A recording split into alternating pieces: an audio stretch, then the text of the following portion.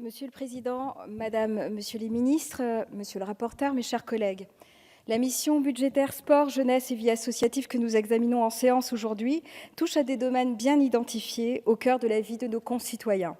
La mise en œuvre des différentes politiques publiques en faveur du sport, de la jeunesse, de l'éducation populaire et de la vie associative est un enjeu majeur dans la perspective des grandes échéances en ce domaine, comme les Jeux olympiques de Paris 2024 ou le développement du SNU.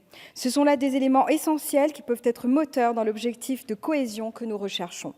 C'est pourquoi nous tenons à saluer l'ambition et la volonté du gouvernement d'avancer sur ces sujets et rappeler combien la mobilisation interministérielle est essentielle et gage de réussite.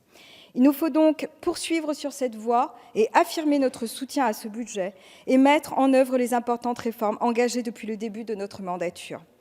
Cela se traduit notamment par la hausse des crédits des programmes 219 Sport et 350 JOP 2024.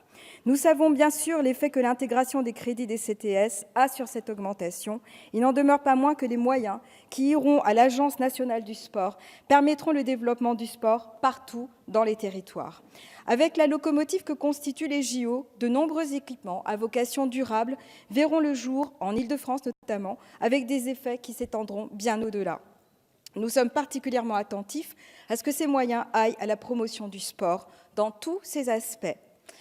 Ainsi, un grand investissement en faveur de la haute performance, engagement à la hauteur de nos ambitions, qui doit marquer notre volonté d'arriver à nos JO dans les meilleures conditions possibles, de préparer une nouvelle génération de sportifs prête à faire rayonner le sport français.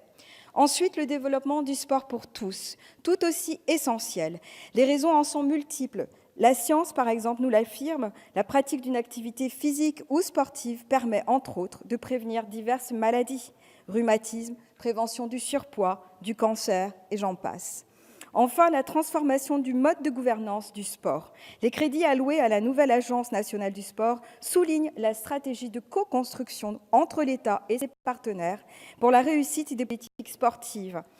Après la transition de ces dernières années, nous aboutissons enfin sur un modèle stabilisé avec des moyens confortés qu'il faudra suivre dans les prochaines années pour en évaluer les actions produites. Le groupe MODEM appuie l'ensemble de ces mesures qui trouvent leur traduction concrète dans ce PLF. Par ailleurs, les crédits du programme 123, Jeunesse et vie associative, donnent une impulsion positive et encourageante envers les initiatives d'innovation et la coordination des actions. Le budget 2020 prend en compte l'importance de l'enjeu du service national universel. Nous avons déjà eu l'occasion d'apporter notre soutien à ce projet qui nous paraît être porteur d'un véritable projet de société, synonyme d'engagement et de cohésion pour les jeunes générations. Beaucoup reste à faire, chacun en est convaincu, mais nous devons faire en sorte que cette expérience devienne incontournable. Au demeurant, ce SNU pourra évoluer dans ses formes et ses contenus en fonction des retours d'expérience que nous en aurons. Je souhaite aussi souligner l'effort budgétaire supplémentaire qui s'inscrit dans les objectifs du SNU pour le dispositif du service civique, qui lie souvent première expérience d'autonomie et première expérience professionnelle ou engagement associatif. C'est un dispositif qui rencontre une adhésion à la fois de la part du public concerné et des acteurs des mondes professionnels et associatifs. C'est un exemple de synergie à valoriser.